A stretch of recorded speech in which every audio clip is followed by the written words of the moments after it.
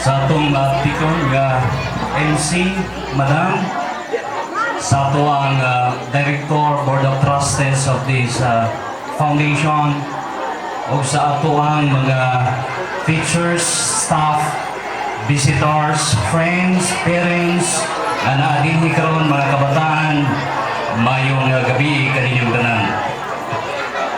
Akong ipaabot ang usa ka malipayong pagsaulog niining founding anniversary, ikaupat nga higayon nga gini nambugna pinagi sa ato ang mga magtikon nga nagadumala nini, ilabi na sa ato ang chairman ni Sir Edgar Aligre. Usa ka ako ka mga IP nga dili taga-diri sa Sibugay, taga-Lapuyan sa Boga del Sur, o usa-usab ka counterpart sa CNCIP, o ako nalipay sa usa ka eskwelahan nga sa Manili nga nagahatag og importansya sa among mga kaliwatan sa mga Muslim, Kalibugan, Subanan, Yakan, Samal o uban pang mga tribo dinhi sa ato ang probinsya. Ako nagatuyok-tuyok sa ato nga nasod. Last week gikan ko sa Ipugaw, nagalantaw o nagaresearch o unsa ang mga panghitabo o unsa ang mga development nga gihatag sa ato ang gobyerno, ilabi na sa ato ang mga mangbalaod, ilabi na sa paghatag og importansya sa ato ang mga tribo.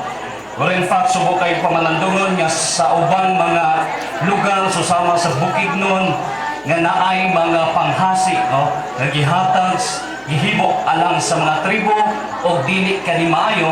Apan nagapasalamat ko sa usa ka eskwelahan sa Universities of the Philippines nga nagahatag yun o pagsuporta sa tribo sa tibuok Pilipinas. O kining tatna, ako sa gipaabot ang usa ka akong pagpasalamat, balikon ako. Kining eskwelahan bago lang ko nagihatagan og tahas sa ato ang amigo. Kasi Sir Edgar ngayon pa niya, na pwede ba nga tabangan nimi dinhi sa IPs, sa Community Development Service.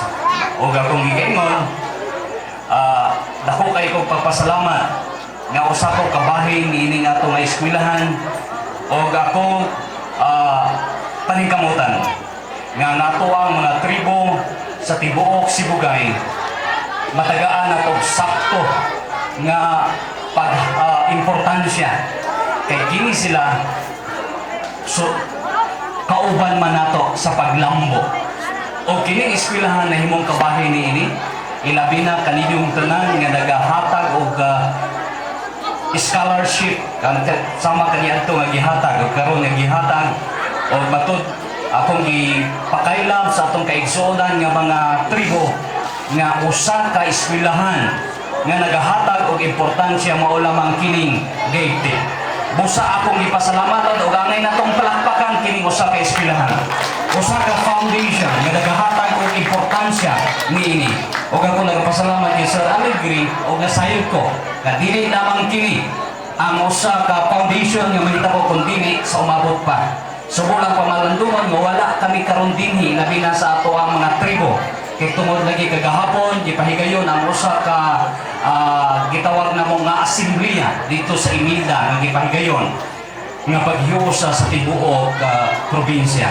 Okay, ingon ko na sa ngalan sa ato ang tribo, ilabi na being coordinator of IP Youth sa tibuok Zamboanga Peninsula, ako magaingon kaninyo salamat o tungod kay kining adlaw mao man kini nga adlaw sa Love Day.